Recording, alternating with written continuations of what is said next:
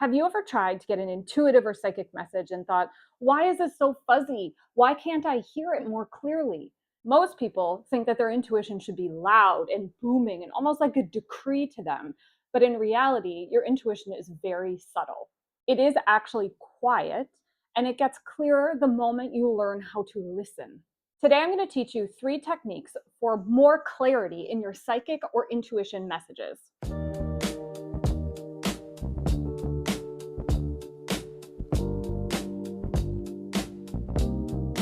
Hi, I'm Emily, a psychic medium and intuition teacher. My whole mission is for you to understand your intuition and psychic abilities in a human, grounded, and accessible way. You don't need special gifts or someone else to interpret those messages for you. You just need to know how your intuition speaks. Let's get to those 3 topics about how to get more clarity from your intuition and your psychic messages. Your body is the first place that your psychic and intuition messages land. You can use something called a calibration tool that allows you to sense whether the answer is a yes or a no to questions that you have about your own life. This is especially helpful when things feel fuzzy or muddy.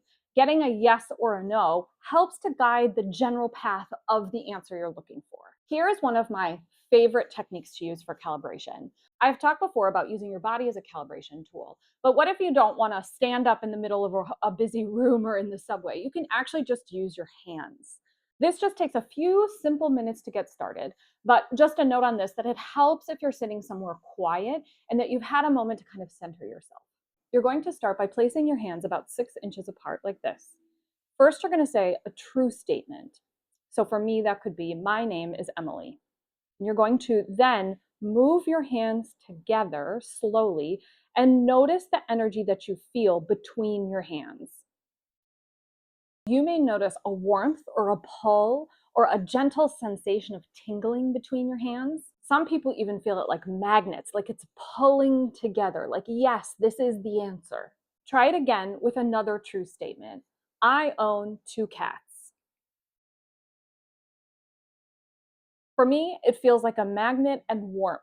I don't get any tingles, but those are the 2 sensations that I feel. Next, state a false statement. So I'm going to put my hands together and I'm going to say, I live on Mars. I'm pushing my hands together. And notice the difference in sensation here. When you do this, you may feel a push apart or a coolness, or you might even get like a resistance feeling. For me, it is that magnetic push outwards, and I don't get that warmth feeling. It's almost the absence of any kind of temperature. Try it again with another statement. My cat wants in on this one. He keeps bumping me. Are you okay, buddy? Is 2 plus 2 5? Okay, maybe you go find some place to sleep. Try it again with another statement. 2 plus 2 equals 5. Do you notice the difference in the sensation? Our hands are incredibly sensitive to the energy around us. We touch and feel things all day long with the gentle nerve endings in our fingers and our palms. So it's not surprising that you can use that to sense the energy of an answer. Bonus exercise, you can actually either ask for what maybe feels like or ask a question that is completely undecided and see what that feels like with your hands. Now, I wouldn't do that first. I would establish your yes and no first before you attempt what maybe feels like. You can use this yes or no calibration to answer questions about what's going on with your life. Should I enter the race? Should I buy the blue car? But even more importantly, you can use this yes no calibration to check the other sensations that you get. If you feel like your grandmother is in the room with you while you're baking in the kitchen, you could say, is this my grandmother? And use your hands to double check that sensation that you're feeling. Finally, you can take a deeper dive on an intuitive hit by asking follow-up yes or no questions around information. For example, should I take the vacation? Then you could say, should I go the week of February 2nd? Then you can say, should I go to this island? And continue the yes, no till you feel like you've got clarity around location, timing, etc.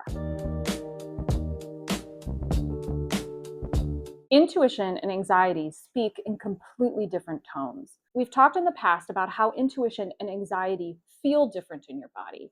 In addition, there's different word choices. But today I would like to talk about the tone in which intuition comes forward and anxiety plays out. Intuition has a gentle tone. It's usually soft. It usually flutters in. It can feel like a settling. The tone is very calm. It doesn't rush in, it doesn't have urgency. So, examples of the tone, you may hear something like, "You're on the right path." You may feel a settling and a release of tension in your body. You may also just know, almost like it's dropped in, but gently so. I just know with a surety in my body that this is the right path for me. It's fast and it's easy to miss. So pay attention to that gentle voice. Let me give you an extreme example. A friend of mine woke up with like a feather feeling on her shoulder. And when she was cognizant of that feeling, she heard, "Wake up, your house is on fire." And it was just like that, as gentle as that, as subtle as that. And in fact, her house was on fire. That single gentle prompt was all she needed. It wasn't loud, it wasn't frantic, it actually didn't even repeat. Even in an emergency, your intuition speaks quietly, like a whisper urging you to act. Now let's talk about anxiety, doubt, fear, that voice in your head that is not your intuition. This can feel loud or worrisome or repetitive. It can also feel like a clenching in your body, but that tone is important to distinguish from something that's gentle and calming. It also behaves like a run on sentence, playing out all of those what ifs or asking you to doubt the information that you've already received. If you've seen the movie Inside Out 2, it gives us a very vivid way to picture how your emotions are playing out in your mind. The movie has a frantic, hyperactive character named Anxiety. She plays out all the what ifs, she chatters nonstop, she jumps to the worst case conclusion every single time. That is how anxiety sounds in your head: loud, dramatic, repetitive, and just frazzled. It can turn a simple day into a spiral of downward sensations. There's also a character named Fear in the movie, and the quote I really like is, "If anyone needs me, I'll be whimpering softly in the corner."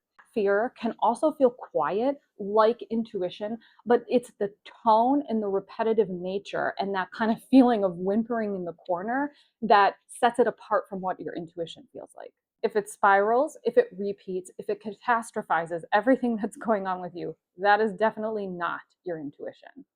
Over time, as you notice these tones, you'll be able to sense the difference between the two. I encourage you to work on that differentiation in tone, and the messages will start to come through clearer when you know that it's your own intuition. My third technique is about asking better questions. This is about opening up your intuitive channel. Your intuition loves to give you clarity and to give you guidance. But if you ask vague questions, you're going to get vague answers. Instead of asking, "What should I do with my life?" ask, "What is the next right step for me to take?" Instead of asking, "Should I quit my job?"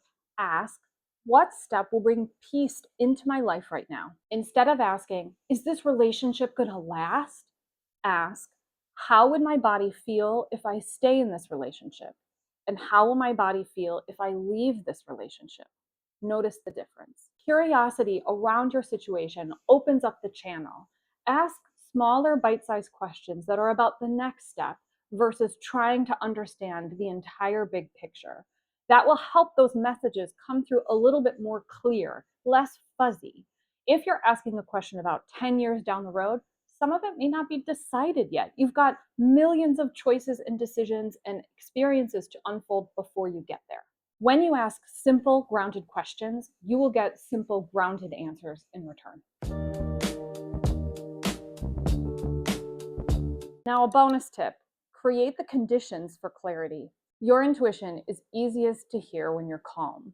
I will tell you, in my own history, anytime I've tried to ask a question at the end of a very long day, or after I've been in meetings, or when my kids have been running around like crazy, that's not the best time to get clarity of answer. If you're exhausted, overwhelmed, overstimulated, anxious, or touched out, the information will come through less clear. Before you tune in, try sitting in the power. I have a meditation here on YouTube. Taking a walk, taking a few deep breaths, making sure that you've gotten enough sleep. or even just a moment of silence. Your intuition is already speaking to you. I hope these 3 techniques helped you to understand how to get a little bit more clarity around those answers. If you want a deeper dive into these clarity techniques, I teach intuition and psychic development. More information on my website as I have rolling enrollment. If you want me to give you these clearer messages, I also have group readings available on a monthly basis. I'm Emily Snyder of Connected Intuition. As always, stay open, stay curious, stay connected with Connected Intuition.